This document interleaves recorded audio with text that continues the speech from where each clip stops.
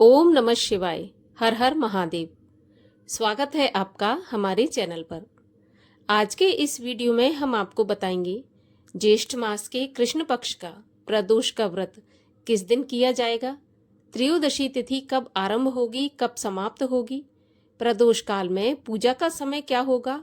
साथ ही ये भी बताएंगे कि प्रदोष के दिन राहु काल का समय क्या होगा। तो सभी के बारे में जानने के लिए हमारे चैनल को सब्सक्राइब अवश्य कर लीजिए और आज की ये जानकारी अच्छी लगे तो लाइक करके शेयर भी कर दीजिए। तो चलिए अब हम जानते हैं प्रदोष व्रत के बारे में। तो देखिए, महीने में 2 त्रयोदशी तिथि आती हैं और त्रयोदशी तिथि के दिन ही प्रदोष का व्रत भगवान शिव को प्रसन्न करने के लिए किया जाता है। शाम को प्रदोष काल में भगवान शिव का पूजन किया जाता है। प्रदोष के व्रत की कथा सुनी जाती है। भगवान शिव की आरती करके भोग लगाकर व्रत का पालन किया जाता है। इस प्रकार भगवान शिव प्रसन्न होते हैं, मन में जो भी कामना हो उसी को पूर्ण करते हैं। इस प्रकार प्रदोष का व्रत किया जाता है। हर महीने 2 त्रयोदशी होती हैं, एक शुक्ल पक्ष की, एक कृष्ण पक्ष की। दोनों त्रयोदशी का अपना अपना महत्व है। दोनों में ही प्रदोष का व्रत किया जाता है।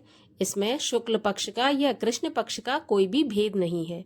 दोनों प्रदोष व्रत बहुत ही महत्वपूर्ण और लाभकारी होते हैं। इसी प्रकार हर दिन का अलग प्रदोष व्रत होता है और अलग उस दिन का महत्व होता है। जैसे सोमवार का सोम प्रदोष कहलाता है, मंगलवार का मंगल प्रदोष, बुधवार का बुध प्रदोष। इसी प्रकार सभी जो 7 दिन होते हैं उनमें पड़ने वाली त्रयोदशी को जो प्रदोष होता है उसी दिन के नाम के हिसाब से और उसी दिन के नाम के अनुरूप फल प्रदान करने वाला होता है। प्रदोष के व्रत में भगवान शिव की पूजा की जाती है। प्रदोष के व्रत में व्रती को सुबह ब्रह्म मुहूर्त में उठना चाहिए। स्नान आदि से निवृत्त होने के बाद भगवान सूर्य को अर्घ्य दें। उसके बाद हाथ में जल और एक पुष्प लेकर व्रत का संकल्प करें। जिस दिन का भी व्रत हो, जैसे सोमवार का अगर व्रत है तो आप सोम प्रदोष के व्रत का संकल्प लें। इस प्रकार संकल्प लेना चाहिए। संकल्प लेने के बाद भगवान शिव का विधि विधान से पूजन करें।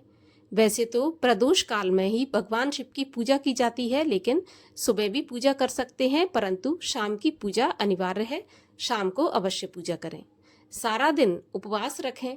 अगर हो सके तो निराहार रखें, अगर नहीं है तो आप थोड़ा फलाहार ले सकते हैं।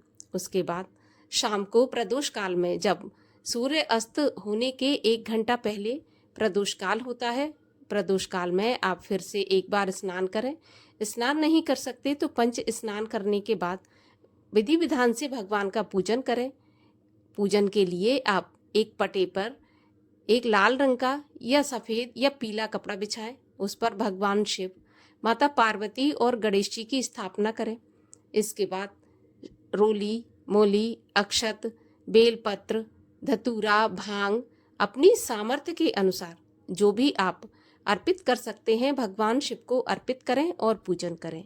इसके बाद प्रदोष के व्रत की कथा सुनें, भगवान शिव की आरती करें।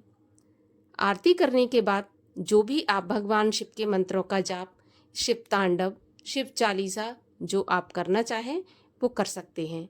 आपको एक बात याद रखना है, अगर आपको संस्कृत अच्छे से नहीं आती है तो आप कोई भी पाठ करें तो हिंदी में करें। अगर आपको हिंदी भी अच्छे से नहीं आती तो मात्र आप सीधे सादे मंत्रों का ही जाप करें। इससे भी भगवान अति प्रसन्न होते हैं, क्योंकि गलत उच्चारण से गलत फल भी मिल सकता है। इसीलिए जब तक साफ उच्चारण ना हो तब तक किसी भी मंत्र का या किसी भी पाठ का हमें ध्यान नहीं करना चाहिए, पढ़ना नहीं चाहिए। तो इस प्रकार सीधा मंत्र है ओम नमः शिवाय। मन ही मन इस मंत्र का जाप करते रहें।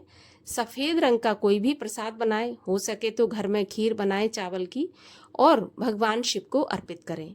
नमक का सेवन प्रदोष के व्रत में नहीं किया जाता, तो नमक का सेवन बिल्कुल भी ना करें। तो चलिए अब आपको बताते हैं कि ज्येष्ठ मास के कृष्ण पक्ष का प्रदोष का व्रत कब किया जाएगा।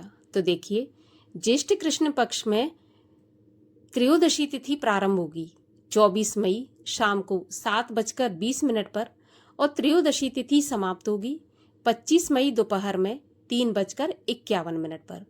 चूंकि प्रदोष काल में पूजा की जाती है तो प्रदोष व्यापिनी त्रयोदशी हमें 24 मई शनिवार को प्राप्त हो रही है। 24 मई शनिवार के दिन ही प्रदोष का व्रत रखा जाएगा और ये शनि प्रदोष कहलाएगा। प्रदोष काल पूजा का शुभ मुहूर्त रहेगा शाम को 7:20 से रात्रि 9:13 तक। इस समय पर आप अपना पूजा पाठ समाप्त कर सकते हैं। शनिवार 24 मई के दिन राहु काल का समय होगा सुबह 9 बजे से 10:30 बजे तक।